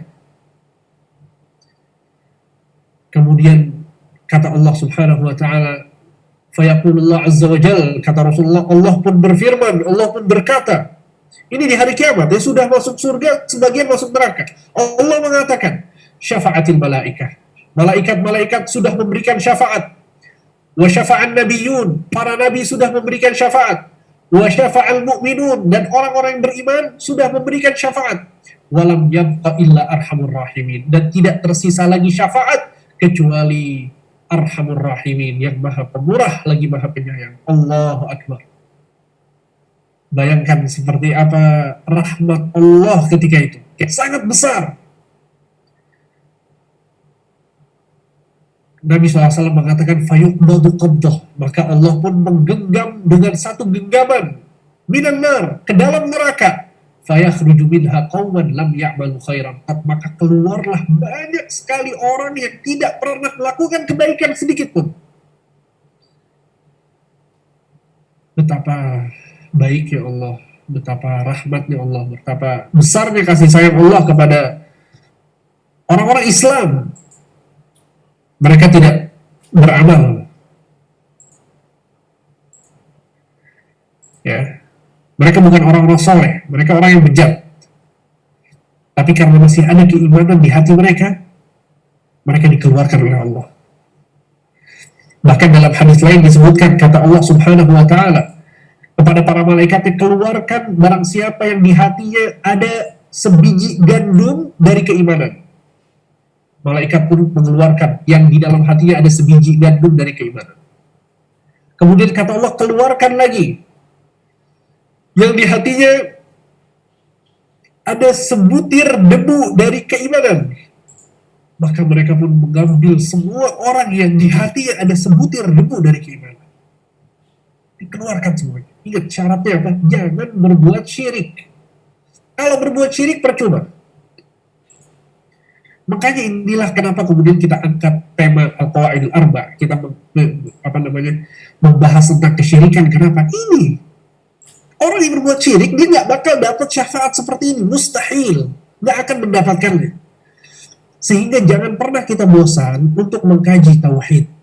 Jangan pernah kita bosan untuk mempelajari tentang kesyirikan. Jangan kita sensitif kepada da'i-da'i yang selalu membahasnya itu tauhid lagi, kesyirikan lagi, tauhid lagi, kesyirikan lagi, tauhid lagi, kesyirikan lagi. Jangan sensitif, justru katakan terima kasih kepada mereka. Ini mereka yang betul-betul dakwahnya jujur. Mau umat ini terselamatkan dari neraka. Mau umat ini mendapatkan syafaat. Kalaupun bejat, tapi bisa masuk surga. Tapi apa manfaatnya ketika seorang berbuat kesyirikan? Sama sekali nggak ada manfaatnya dan dia bakal masuk neraka selama-lamanya. Na'udzubillah min dzalik. Sehingga inilah pentingnya tauhid. Kata Allah, keluarkan yang ada di hatinya sebutir debu dari keimanan. Maksudnya yang tidak tercampur dengan kesyirikan. Sehingga itu adalah syafaat yang pertama yang umum dimiliki oleh Nabi Muhammad dan selain Nabi Muhammad. Kemudian yang kedua adalah syafaat untuk orang-orang yang seharusnya masuk neraka. Dia dapat syafaat sehingga tidak jadi masuk neraka dan masuknya ke dalam surga. Ya. Nabi SAW mengatakan, syafaati li ahli kabair min ummati. Sungguhnya aku akan memberikan syafaat kepada umatku yang melakukan dosa-dosa besar. Ya, harusnya masuk neraka, akan tapi mendapatkan syafaat sehingga dia pun tidak menjadi masuk neraka dan masuknya ke dalam surga. Nabi SAW juga mengatakan, ma min muslimin yamutu fayaqumu ala janazatihi arba'una rajulan la yushrikuna billahi syai'an illa syafa'ahumullahu fi. Hadis riwayat Muslim. Tidaklah seorang muslim yang meninggal kemudian disolatkan oleh 40 orang yang tidak berbuat syirik, maka Allah akan jadikan 40 orang itu sebagai syafaat bagi mereka. Ya, sebagian ulama menjadikan dalil ini sebagai dalil yang menunjukkan bahwa ada orang-orang mendapatkan syafaat, harusnya dia masuk neraka, akan tapi karena mendapatkan syafaat maka dia pun masuk surga. Kemudian yang ketiga, dan ini yang terakhir, ya, syafaat untuk orang-orang yang beriman, penghuni surga. Mereka sudah masuk surga, mereka sudah bahagia di surga, dan mereka pun mendapatkan syafaat agar mereka semakin bahagia lagi dan tingkatan surganya semakin tinggi lagi. Masya Allah. Semoga kita termasuk dari mereka, ya, selalu ditinggikan di dalam surga. Nabi SAW bersabda, Allahumma ghfir li Abi Salamah warfa' darajatahu fil mahdiyin. Ya Allah, ampunilah untuk Abu Salamah, seorang sahabat, ya, dan angkatlah derajatnya, ya, maksudnya angkatlah derajatnya fil mahdiyin, ya, di surga kelak. Angkatlah derajatnya di surga kelak. Ini menunjukkan bahwa ada orang-orang yang mendapatkan syafaat berupa ditinggikan derajatnya nanti di surga. Ya, sehingga itu tadi ada 7 macam syafaat. Yang 4 khusus hanya milik Nabi, dan yang 3 terakhir milik Nabi dan milik yang lainnya yang diizinkan oleh Allah Subhanahu wa Ta'ala. Intinya, ya, dari kajian yang kita bahas kali ini adalah bahwa alasan seseorang berbuat syirik karena mau mendekatkan diri kepada Allah tidak benar. Alasan seseorang berbuat syirik, ya, karena mau meminta syafaat itu juga tidak benar. Bahkan sebaliknya, orang yang akan mendapatkan syafaat itu orang yang tidak berbuat kesyirikan sama sekali. Nabi Muhammad SAW pernah didatangi oleh Abu Hurairah, seorang sahabat. Kata Abu Hurairah, ya Rasulullah, wahai Rasulullah, man as'adun nas bi syafa'atika yawmal qiyamah. Siapa orang yang paling bahagia dengan syafaatmu nanti di hari kiamat? Apa kata Nabi SAW? Rasul bersabda, man qala la ilaha illallah khalisan min qalbih. Orang yang mengucapkan la ilaha illallah, tiada Tuhan yang berhak disembah kecuali Allah, dan dia mengucapkannya ikhlas dari hatinya. Mereka orang yang paling bahagia dengan syafaatku nanti di hari kiamat. Semoga apa yang disampaikan bermanfaat. Mohon maaf atas segala kekurangan. Wassallallahu ala nabiyina Muhammad wa ala alihi wa sahbihi ajma'in. Kalau ada pertanyaan, saya persilahkan. Baik, jazakallahu khairan Ustaz materinya, barakallahu fiik. Untuk selanjutnya kita masuk ke sesi tanya jawab. Tafadhol jika ada yang ingin bertanya secara langsung. Untuk rekan-rekan yang sudah menyampaikan pertanyaan via kolom chat juga, tafadhol kalau mau menyampaikan secara langsung. Jadi boleh. Tafadhol. Lah, Aldo. Assalamualaikum Ustaz. Barakallahu fiik Ustaz. Waalaikumsalam warahmatullahi wabarakatuh. Jelasannya tadi Ustaz. Ustaz, aku mau bertanya Ustaz. Tadi dijelaskan bahwa syarat orang mendapatkan syafaat itu adalah dia tidak pernah berbuat syirik, Ustaz ya. Bagaimana jika kita mungkin di masa lalu pernah melakukan hal-hal yang berbau syirik, kemudian kita menyadari, Ustaz, jadi hal tersebut adalah kesyirikan, lalu kita bertaubat. Apakah ini termasuk ke dalam orang yang dikecualikan tadi, Ustaz, seperti penjelasan Ustaz? Yang kedua, jika kita melakukan tidak sadar melakukan hal-hal syirik yang mungkin syirik yang tidak kita sadari, Ustaz, seperti syirik kecil yang misalnya ujub, riya, itu, Ustaz. Nah, artinya kita tidak sadar kalau mungkin nanti sampai akhir hayat kita pernah berbuat seperti itu. Nah, apakah juga kita termasuk yang dikecualikan dari yang syafaat itu tadi, Ustaz? Mohon penjelasannya, Ustaz. Jazakallahu khairan. Ya, barakallahu fiik, ya. Bagus sekali pertanyaannya.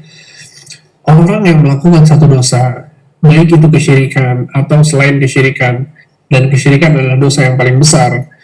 Orang yang berbuat kesyirikan, kemudian dia bertobat, maka dosanya terhapuskan. Ya, seakan-akan dia tidak punya dosa sama sekali. Nabi SAW bersabda, "At-taibu minadz-dzambi kaman la dzambalah." Orang yang bertaubat dari sebuah dosa, seakan-akan dia tidak pernah berbuat dosa tersebut. Sehingga para ulama menyebutkan, orang yang bertaubat dari sebuah dosa, maka rentetan akibat dari dosa itu semuanya dihapuskan juga sama Allah Subhanahu wa Ta'ala. Ya, jadi kalau orang pernah berbuat kesyirikan, kemudian dia bertaubat darinya, maka dosa kesyirikannya dihapus, dan rentetan akibat dari perbuatan syirik itu semuanya dihapuskan. Kemudian pertanyaan yang kedua, ya, untuk syirik kecil, ya, syirik kecil itu berbeda dengan syirik besar.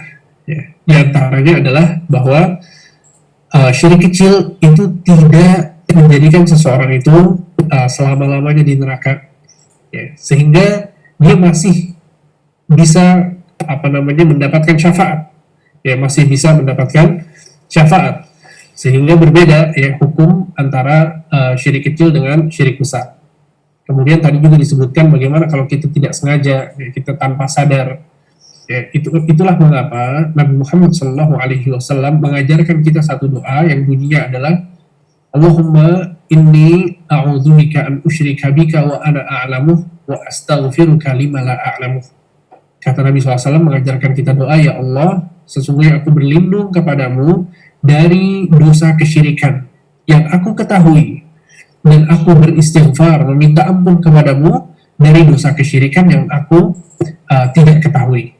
Ya, sehingga penting doa ini untuk kita baca, dirutinkan, ya, kalau kita sujud atau sebelum salam atau kapanpun, ya, waktu-waktu yang baik untuk berdoa, diucapkan doa ini, ya.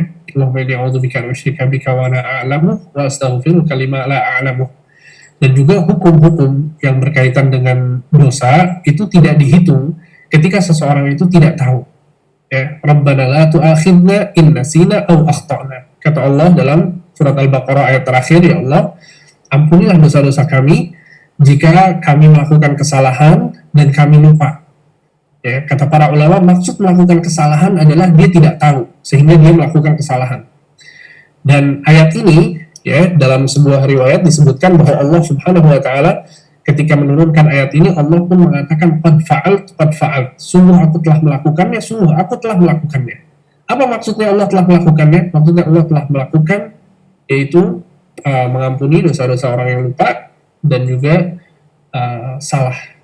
Ya, semoga mencerahkan. Barakallahu fikum. Jazakallahu khairan, Ustaz. Baik, selanjutnya apakah ada yang ingin bertanya secara langsung? Tafadhol. Bisa didahulukan, insyaallah. Kalau tidak ada, Anda lanjut melalui kolom chat, Ustaz. Assalamualaikum, Ustaz. Izin bertanya, Ustaz. Maqaman Mahmudah itu syafaat tertinggi atau tempat tertinggi yang diperebutkan para rasul nanti di surga, ya, Ustaz? Jazakallahu khairan, Ustaz.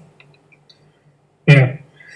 Maqaman Mahmudan, sebagaimana yang tadi kita jelaskan, ya, bahwa itu adalah asy-syafa'atul uzma. Itu adalah asy-syafa'atul uzma, yaitu syafaat yang paling agung, yang tadi kita sebutkan kisahnya, hadis yang diriwayatkan oleh Imam Bukhari, bahwa orang-orang di padang mahsyar itu mendatangi Nabi Adam. Kemudian mereka ternyata Nabi Adam beruzur dan nggak bisa. Ya, kemudian Nabi Ibrahim sama nggak bisa juga. Nabi Musa, Nabi Isa, ya semuanya ternyata nggak ada yang bisa. Ternyata yang bisa melakukannya hanya Nabi Muhammad. Ini adalah kedudukan yang sangat tinggi yang disebut dengan Al-Maqamul Mahmud atau Asy-Syafa'atul Uzma. Sehingga Nabi Muhammad pun datang menghadap Allah, ya, memuji dan memuja Allah, sujud, sampai Allah pun mengatakan kepada Muhammad, ya Muhammad, irfa' ra'sak wasal tu'ta washfa' tushaffa. Wahai Muhammad, angkat kepalamu, mintalah pasti aku akan beri, dan mintalah syafaat pasti aku akan berikan kepadamu. Ya, sehingga ini yang dimaksud dengan maqaman mahmudan. Barakallahu fikum.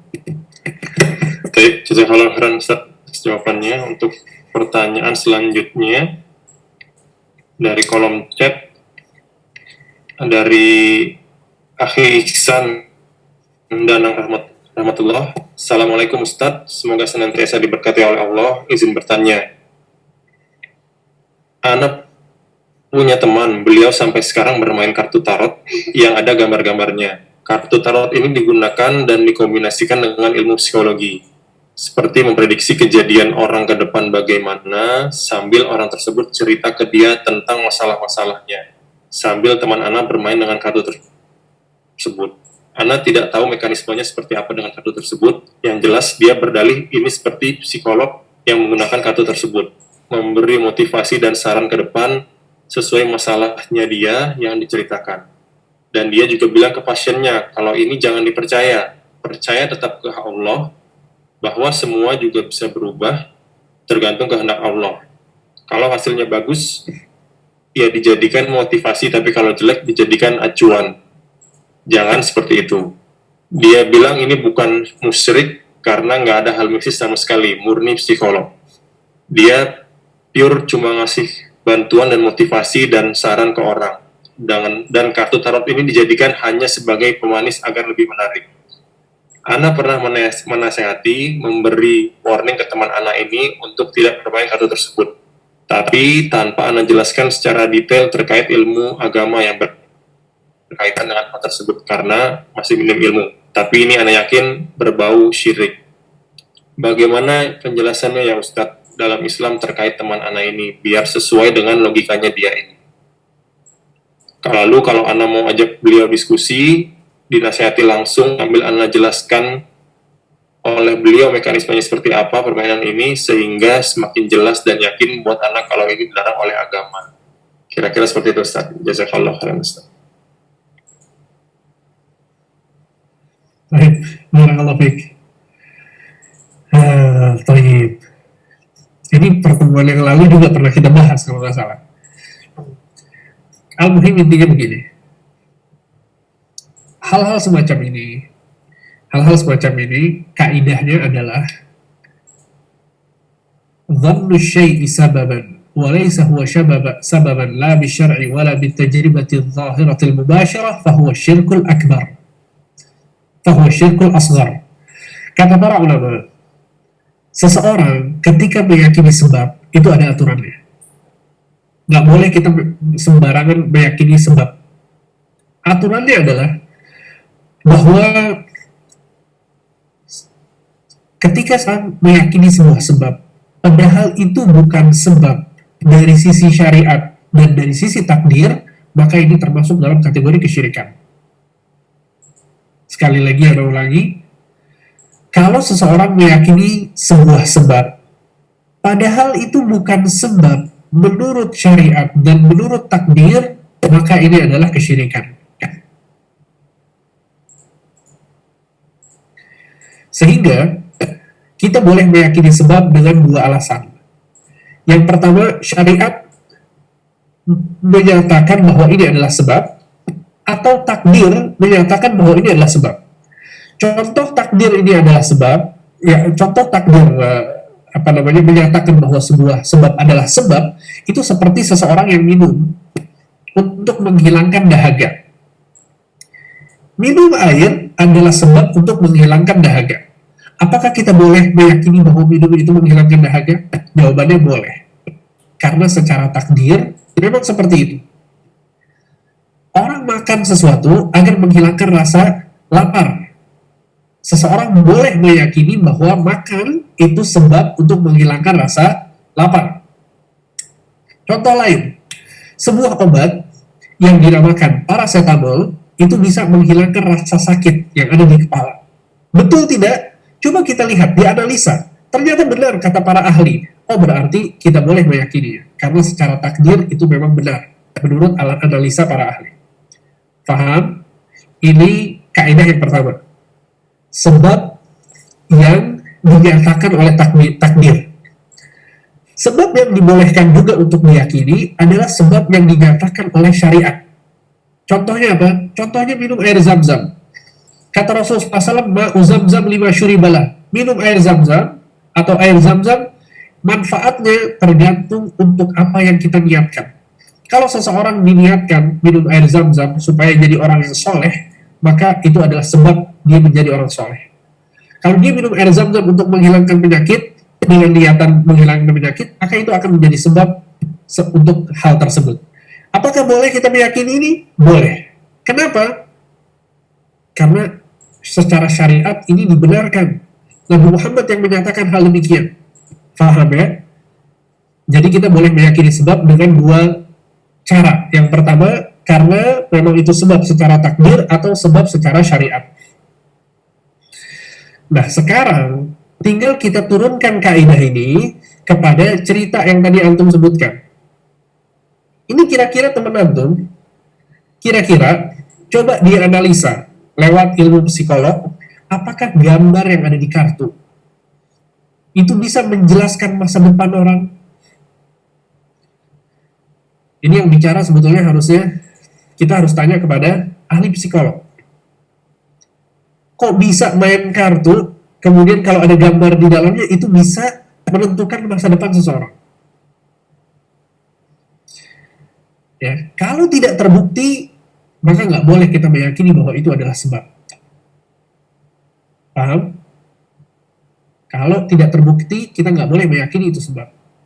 Dan seharusnya kita berhati-hati tentang urusan seperti ini. Ya akhi, Nabi Muhammad SAW, beliau mendakwahi umat. Umat ini memiliki banyak permasalahan. Ketika orang-orang ada masalah, itu bukan disuruh main kartu atau disuruh lihat telapak tangannya, garisnya ada berapa.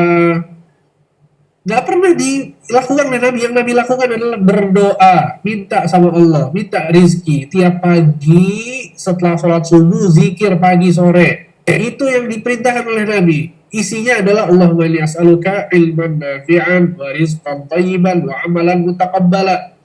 Disuruh minta rizki setiap pagi. Ini yang harus dilakukan agar kita bisa mendapatkan rizki, agar masa depan kita bagus. Caranya gimana? Berdoa, bukan main kartu ya, atau lihat di tangan dan lain sebagainya. Kita nggak tahu ya kawan. Jangan, maksudnya kalau itu nggak terbukti maka itu termasuk kesyirikan ya. Sama halnya dengan batu-batu yang suka dipakai sama orang di cincin dan lain sebagainya ya. Sebagian punya batu, kemudian ditaruh di kantongnya. Kenapa? Supaya saya kebal. Jadi kalau ada maling atau copet nyerang saya nggak kenapa-napa. Dengan sebab apa? Dengan sebab batu tersebut. Ini juga termasuk kesyirikan. Ya, orang-orang zaman sekarang sebagian semakin pinter. Katanya ada kalung-kalung untuk menghilangkan rematik, gelang-gelang menghilangkan rematik dan lain sebagainya. Maka ini harus kita telusuri lebih dalam lagi. Apakah secara kedokteran, secara medis benar bahwa dengan menggunakan kalung itu bisa menghilangkan penyakit-penyakit yang disebutkan? Apakah benar demikian atau tidak? Kalau secara medis ternyata terbukti benar, maka dibolehkan meyakini itu sebab. Tapi kalau ternyata tidak benar, hati-hati.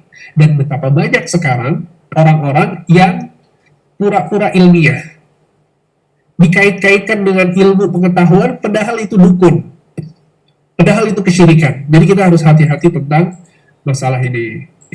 Barakallahu fikum. Semoga bisa terjawab.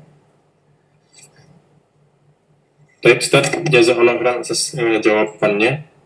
Ini sudah pukul 9 Ustaz, masih ada 5 pertanyaan di kolom chat. Kira-kira gimana Ustaz? Nggak apa-apa. Boleh. Kalau Ustaz ya? Ya, silakan. Ya, kita cukupkan sampai 5 pertanyaan lagi. Pertanyaan selanjutnya dari Ukti Sekar ini. Assalamualaikum warahmatullahi wabarakatuh. Ustadz, min fadlik mau bertanya, jika kita berdoa lalu Allah kabulkan, lalu kita merasa bahwa ini terjadi karena kita sempat berdoa atas hajat tersebut, apakah itu termasuk syirik? Syukran, jazakallah khairan hasiran. Waalaikumsalam warahmatullahi wabarakatuh. Tidak, ini bukan termasuk syirik. Bahkan ini termasuk dari bentuk husnudzon kepada Allah, berbaik sangka kepada Allah. Ya, kita semakin senang sama Allah, kita semakin cinta kepada Allah karena doa kita dikabulkan oleh Allah. Kita semakin husnudzon kepada Allah, kita semakin yakin bahwa Allah adalah Maha mengabulkan doa. Ya, sehingga ini sama sekali bukan kesyirikan. Justru ini adalah tauhid. Ini adalah bentuk dari rasa percaya kita kepada Allah, rasa iman kita kepada Allah, ya, dan menambah keimanan kita ketika doa kita itu dikabulkan oleh Allah. Barakallahu fikum. Baik, Ustaz, jazakallahu khairan. Pertanyaan selanjutnya dari Akhi Aldo. Assalamualaikum Ustaz. Apakah suami atau istri juga dapat memberikan syafaat kepada pasangannya atas izin Allah? Jazakallahu khairan. Waalaikumsalam warahmatullahi wabarakatuh. Jelas, iya, sangat bisa sekali, ya, tentu dengan ketentuan yang tadi disebutkan. Ya, jika memang Allah si suami itu atau istri itu yang termasuk orang yang soleh, yang diizinkan oleh Allah untuk memberikan syafaat, maka bisa sekali ya dia memberikan kepada pasangannya. Dengan catatan pasangannya itu termasuk orang yang bertauhid, tidak pernah berbuat kesyirikan, sebagaimana yang tadi dijelaskan. Barakallahu fiik. Baik, Ustaz, jazakallahu khairan. Selanjutnya dari Reta Darumi, semoga Allah selalu menjaga Ustaz Hafizahullah. Izin bertanya Ustaz, jika berkenan saran buku Syarah Usul Salasah dan Qawaidul Arba yang ringkas memberikan maknanya secara global, baik dalam bahasa Indonesia atau bahasa Arab. Jazakallah khairan.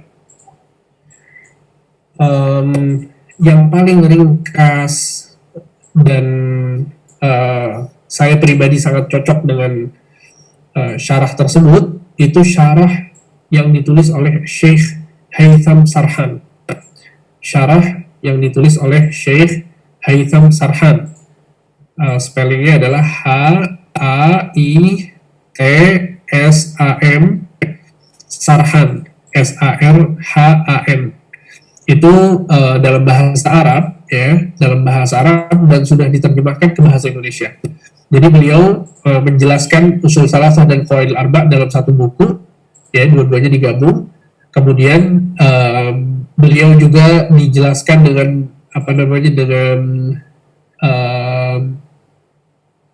digariskan, ya. Jadi pembagiannya itu dipakai garis-garis sehingga klasifikasinya lebih mudah untuk difahami untuk para pemula, ya. Sehingga sangat baik jika kita menggunakan kitab tersebut karya Syekh Haytham Sarhan untuk dibaca, untuk difahami, ya. Kemudian silahkan, ya, baca syarah-syarah yang lain.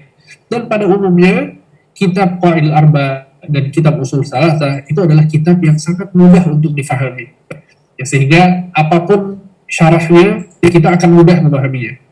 Ya, sehingga itu tadi yang recommended sekali, ya, karya Syekh Haytham Sarhan, terus juga karya Syekh Saleh Syekh, itu juga baik sekali. Kemudian karya Syekh Muhammad bin Shalih Al-Utsaimin itu juga sangat bagus. Kemudian karya Syekh Shalih Fauzan itu semuanya bagus. Tapi kalau yang pengen ringkas, kemudian sangat mudah untuk difahami, yang sangat cocok bagi Anda pribadi adalah Syekh Haytham Sarhan. Barakallahu fikum. Baik, jazakallahu khairan Ustaz atas jawabannya. Selanjutnya ini dari Ramadan. Assalamualaikum warahmatullahi wabarakatuh. Pertanyaan titipan, pernah dengar juga bahwa Quran bisa memberi syafaat. Apakah ini benar, Ustaz? Syukran, Ustaz. Ya, betul sekali, ya, betul sekali. Bahwa Al-Quran itu termasuk amalan yang bisa menjadikan seseorang itu mendapatkan syafaat darinya nanti di hari kiamat. Rasul SAW bersabda, "Iqra'ul Qur'an fa innahu ya'ti yaumal qiyamah syafi'an li ashabih." Kata Nabi SAW, bacalah Al-Quran, sesungguhnya Al-Quran ini di hari kiamat nanti akan datang kepada para pembacanya untuk memberi syafaat kepadanya. Sehingga ini adalah kuasa Allah, bagaimana Allah nanti menjadikan Al-Quran sebagai pemberi syafaat. Ya, sehingga ini benar, dan disebutkan oleh Nabi SAW dalam hadisnya yang sahih, diriwayatkan oleh Imam Muslim dalam sahihnya. Barakallahu fikum. Baik, Ustaz, jazakallahu khairan. Pertanyaan selanjutnya dari Ukti Cici ini. Assalamualaikum Ustaz, izin bertanya. Salah satu syarat masuk surga tanpa hisab adalah tidak meminta untuk diruqyah. Yang ingin ditanyakan, apakah yang dimaksud orang diruqyah tersebut adalah diri sendiri? Bagaimana jika pernah meminta ruqyah untuk anak sendiri? Apakah itu termasuk meminta untuk diruqyah yang menyebabkan tidak bisa masuk surga tanpa hisab? Apakah masih dapat bertaubat? Dan jika sudah bertaubat, apakah masih dapat kesempatan untuk dapat masuk surga tanpa hisab? Syukran Ustaz, jazakallahu khairan. Ya, subhanallah, ini salah satu keresahan banyak orang ya. Kalau dia pernah minta ruqyah, tapi dia pengen sekali untuk dapat keutamaan masuk surga tanpa hisab. Al-muhim, betul ya, bahwa di antara salah satu syarat masuk surga tanpa hisab adalah tidak meminta untuk diruqyah. Tapi maksudnya adalah meminta ruqyah untuk diri sendiri. Ya, bukan minta ruqyah untuk meruqyahkan orang lain. Tidak. Justru ini adalah salah satu amal soleh. Ya. Justru ini adalah salah satu amal soleh. Maka kalau kita meminta orang untuk meruqyah orang lain, maka ini nggak masalah. Ya. Atau kita meruqyahkan orang lain, misalnya, ini juga nggak masalah. Nabi SAW mengatakan, man istata'a minkum an yanfa'a akhahu falyaf'al. Barang siapa di antara kalian yang bisa memberikan manfaat kepada saudaranya, maka lakukanlah. Ya, sehingga ini tidak termasuk dari meminta ruqyah yang menjadikan seseorang itu tidak masuk surga tanpa hisab. Ya, kalau ternyata seseorang ada yang pernah minta ruqyah, minta diruqyah itu, maka kalau kemudian dia bertobat dan dia jujur bahwa dia pengen sekali dapat keutamaan tersebut, maka insya Allah Allah Subhanahu Wa Taala akan memberikan apa yang dia inginkan. Ya, jangankan ini hanya keutamaan ya, ini tidak dosa ya. Dosa saja yang jelas-jelas dosa diancam sama Allah itu diampuni oleh Allah. Apalagi kalau hanya meninggalkan keutamaan seperti ini. Maka insya Allah ya, kalau jujur Allah akan memberikan apa yang dia harapkan. Baik Ustaz, jazakallahu khairan Ustaz. Ini sudah 5 pertanyaan, tapi masih ada sisa tambahan 3 nih Ustaz. Kira-kira gimana Ustaz? Gak apa-apa. Anda masih sampai. Dan Anda katakan untuk ikhwan sekalian atau akhwat yang mungkin sudah kemalaman, tafadhol ya, kalau mau live silakan ya. Baik Ustaz, yang Ustaz. Tafadhol. Kita lanjutkan Ustaz ya. Ya, pertanyaan berikutnya dari Ahi Adia Muhammad Fajri. Assalamualaikum Ustaz. Saya disebarkan aib saya di medsos dan saya juga setelah itu dicaci maki sebab aib saya.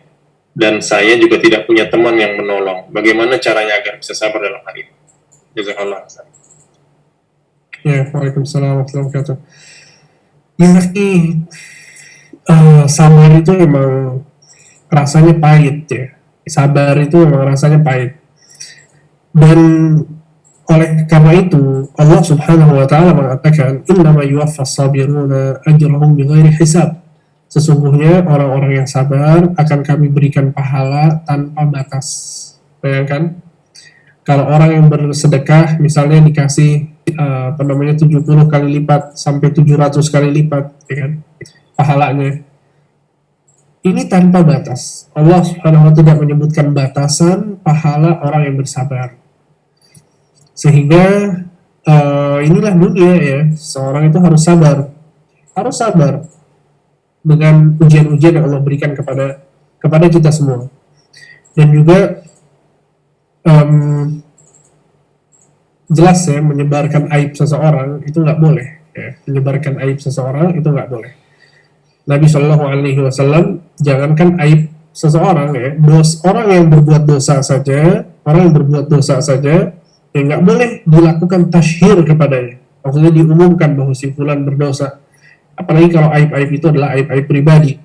Maka nasihat Anda adalah antum tetap sabar dan coba usahakan untuk nasihati orang yang mengumbar aib antum, ya jangan diem. Ya antum coba omongin orang tersebut, nasihatin dia, ya kasih tahu bahwa ini nggak benar dan lain sebagainya, dia nggak boleh melakukan hal ini. Jadi tetap sabar, tapi tetap berusaha ya agar orang itu berhenti, ya, tidak melakukan hal tersebut lagi. Barakallahu fiik. Baik, jazakallahu khairan Ustaz atas jawabannya. Pertanyaan selanjutnya dari Akhi Budianto. Assalamualaikum Ustadz, izin bertanya terkait penjelasan Ustadz yang tadi menjelaskan keyakinan suatu sebab karena syariat. Apabila ada yang berpendapat bahwa ketika ada suatu gangguan kepada anggota keluarganya, namun dia berpendapat bahwa untuk mengurangi hal tersebut dicoba didekatkan secara fisik Al-Quran dengan yang bersangkutan, apakah ini diperbolehkan? Jazakallahu khairan Ustaz. Ya, barakallahu fikum. Ini tidak diperbolehkan. Ya, ini tidak diperbolehkan. Karena Al-Quran itu untuk dibaca, untuk ditadaburi, ya, bukan untuk didekatkan. Atau sebagian orang ada yang Al-Qurannya itu dituliskan di sebuah kertas, kemudian dimasukin ke air, kemudian airnya diminum. Ya, atau sebagian orang lagi ada yang menjadikan Al-Quran ditaruh di mobilnya supaya mobilnya itu nggak kena kecelakaan dan lain sebagainya. Maka kita katakan bahwa ini tidak diperkenankan, ini nggak boleh. Walaupun hukumnya bukan kesyirikan, karena ini Al-Quran. Ya, dan Al-Quran adalah kalamullah, Al-Quran adalah firman Allah, sehingga ini bukan kesyirikan, akan tapi tetap dilarang, karena Nabi Muhammad SAW tidak pernah mencontohkan seseorang untuk menggunakan Al-Quran seperti itu. Nabi Muhammad orang yang paling dekat dengan Al-Quran. Nabi Muhammad orang yang selalu berdakwah dengan Al-Quran. Nabi Muhammad orang yang paling bergantung dengan Al-Quran. Akan tetapi Nabi Muhammad tidak mengajarkan kepada kita cara-cara seperti itu. Orang yang kalau ada gangguan jin dan lain sebagainya, maka yang diajarkan adalah dengan membacakan Al-Quran. Ya, sebagaimana Jibril alaihissalam meruqyah Nabi Muhammad dengan Qul a'udzu birabbil falaq dan Qul a'udzu birabbin nas. Aisyah radhiyallahu anha mengatakan Nabi SAW ketika sakit itu biasa meruqyah dirinya sendiri dengan membacakan Qul a'udzu birabbil falaq dan Qul a'udzu birabbin nas. Akan tapi ketika Nabi sakit dan sangat payah sakitnya, maka aku yang membacakannya kepada Nabi. Di sini Aisyah enggak kemudian mengambil pelepah kurma yang berisi Al-Quran ditempelin di badannya Nabi, ya, tidak melakukan itu. Karena itu memang tidak ada contohnya. Sehingga yang dicontohkan oleh Rasulullah adalah dengan membacakan Al-Quran tersebut. Barakallahu fikum. Baik, jazakallahu khairan Ustaz jawabannya. Selanjutnya dari Ukti Irma. Assalamualaikum Ustaz, apakah ada doa atau salawat khusus kepada Nabi agar kami sebagai umatnya terpilih mendapat syafaat dari beliau? Jazakallahu khairan Ustaz. Barakallahu fiik. Ini pertanyaan yang sangat baik. Ya akhi, ingat penjelasan yang tadi di kajian kita bahwa syafaat itu milik Allah. Allah berfirman, "Qul lillahi syafa'atu jami'a." Katakanlah, wahai Muhammad, Allah mengatakan kepada Nabi Muhammad, katakanlah wahai Muhammad kepada umatmu bahwasanya syafaat hanya milik Allah. Sehingga kalau kita mau dapat syafaat, yang pertama kita lakukan adalah kita mentauhidkan Allah. Kita mentauhidkan Allah dan tidak berbuat kesyirikan sedikit pun. Kalau kita mau meminta syafaat, yang kedua, maka mintalah kepada Allah. Mintalah kepada Allah. Ya, dengan melakukan amal saleh, ya, dengan berdoa kepada Allah, meminta, ya Allah berikan aku syafaat nabimu, ya Allah berikan aku syafaat nabimu nanti di hari kiamat, ya Allah jadikanlah aku orang yang berbahagia dengan syafaat nabimu. Mintanya, berdoanya kepada Allah. Ya, karena sebagian orang salah, mereka malah memintanya kepada Rasulullah. Wahai Rasulullah, berikan syafaatmu kepadaku. Ini nggak boleh. Ya, ini berdoa kepada selain Allah berarti. Berdoa kepada Rasulullah nggak boleh. Kita berdoa hanya kepada Allah subhanahu wa ta'ala. Barakallahu fikum. Baik Ustaz, jazakallahu khairan. Selanjutnya ini pertanyaan terakhir Ustaz. Assalamualaikum Ustaz, boleh tolong dijelaskan syafaat tentang anak soleh kepada orang tua di hari kiamat, terutama untuk penghafal Quran. Apakah bisa berlaku sebaliknya, yaitu orang tua memberi syafaat ke anak? Jazakallahu khairan Ustaz. Barakallahu fikum. Ya, sebagaimana yang tadi disebutkan ya, bahwa tidak menutup kemungkinan ya, tidak menutup kemungkinan masalah syafaat ini tidak menutup kemungkinan bahwa siapapun bisa memberikan syafaat, apalagi kalau itu adalah orang yang terdekat ya. Tidak menutup kemungkinan selagi syarat dan ketentuannya ada ya, izin dari Allah untuk memberi syafaat, kemudian ridho Allah kepada orang yang diberikan syafaat. Ketika syarat-syarat itu ada, maka insya Allah seseorang itu akan mendapatkan syafaat ya. Apalagi kalau kemudian anaknya adalah orang yang soleh atau ayahnya adalah orang yang soleh, maka tentu ini akan lebih baik lagi dan lebih diharapkan lagi dia akan mendapatkan syafaat ya. Dan bahkan ya, di banyak ayat ya, atau di beberapa ayat Allah Subhanahu wa taala berfirman, "Walladzina amanu wattaba'athum dzurriyyatuhum biimanin alhaqna bihim dzurriyyatahum." Ya, sesungguhnya jika si ayah ini merupakan orang yang soleh, thayyib, ayahnya ini merupakan atau anaknya ini adalah merupakan anak yang soleh, maka si ayah ini akan diikutkan dengan anaknya. Atau sebaliknya, kalau misalnya anaknya adalah anak orang yang soleh, ya, kemudian derajatnya tinggi, maka si ayah ini akan diikutkan. Apalagi kalau kemudian si anak ini bisa menjadi hafidhul Quran, si anak ini bisa menjadi soleh karena sebab ayahnya yang mengusahakan untuk hal tersebut, maka ayahnya otomatis akan mendapatkan pahala secara gratis dari anaknya. Bukan hanya syafaat, ya, tapi pahala-pahala yang dilakukan, pahala-pahala dari amalan yang dilakukan oleh anaknya, itu ayahnya juga mendapatkan secara gratis. Ya, sehingga mudah-mudahan diharapkan mendapatkan syafaat, dan lebih dari syafaat adalah pahala-pahala yang didapatkan oleh anak tersebut. Mungkin hanya itu yang bisa disampaikan. Semoga bermanfaat. Barakallahu fikum. Ustaz, jazakallahu khairan atas materi yang disampaikan hari ini, dan juga jawaban pertanyaan yang cukup banyak sekali hari ini, malam ini. Jazakallahu khairan wa barakallahu fiik. Beberapa pengumuman yang ingin Anda sampaikan kepada para peserta kajian, bahwa kajian ini bersifat umum dan insya Allah kita lakukan secara rutin setiap Kamis ba'da Isya. Silahkan disebarkan ke kerabat-kerabat terdekat. Kemudian ada juga survei yang sudah dicantumkan di kolom chat. Dan untuk kajian-kajian yang lalu bisa di channel YouTube TI 2006 Mengaji, dan juga materi kajian juga sudah ada di kolom chat. Baik, alhamdulillah kajian malam ini berjalan lancar. Insya Allah kita lanjutkan pekan depan. Semoga kita dapat memetik pelajaran dari materi hari ini dan juga mengamalkannya. Semoga kita semua juga istiqomah dalam menuntut ilmu. Ana tutup dengan doa kafaratul majelis. Subhanakallahumma wa bihamdika asyhadu an la ilaha illa anta astaghfiruka wa atubu ilaik. Assalamualaikum warahmatullahi wabarakatuh.